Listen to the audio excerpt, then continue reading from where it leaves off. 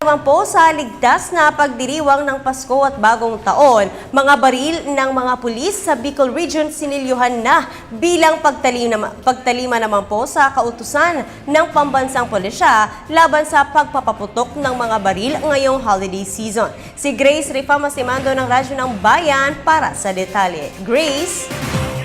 Yes, Princess, pero bago pa man naselyuhan ng masking tape ang lahat ng nozzle o bunganga ng mga baril ng taon ng PNP dito sa Camarines Sur, nitong nakaraang Sabado lang ay nirelieve kaagad sa pwesto ni Provincial Director Ram Bausa ang Chief of Police ng Bayan ng Tinambak dahil sa walang habas na pagpaputok nito ng kanyang baril noong Sabado. Ikinatakot ng mga residente ng sentro ng Tinambak ng malasing at maghamon ng duelo ang Chief of Police na si Inspector Ricardo Cardulio.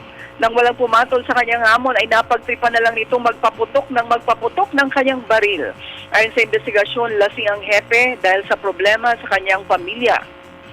Sa iba pang updates, pinangunahan ni PNP Region 5 Director General Victor Diuna ang paglalagay ng masking tape sa mga nozzles ng baril ng mga Bicol Police. Simultaneous nitong ginawa sa lahat ng mga police station sa buong region. Ito'y pagtalima sa utos ni PNP Chief na walang magpapaputok ng baril sa Pasko at Bagong Taon ng labas sa kanilang tungkulin. Radyo ng Bayan Naga para sa Telebisyon ng Bayan, Grace Rifa Masimando.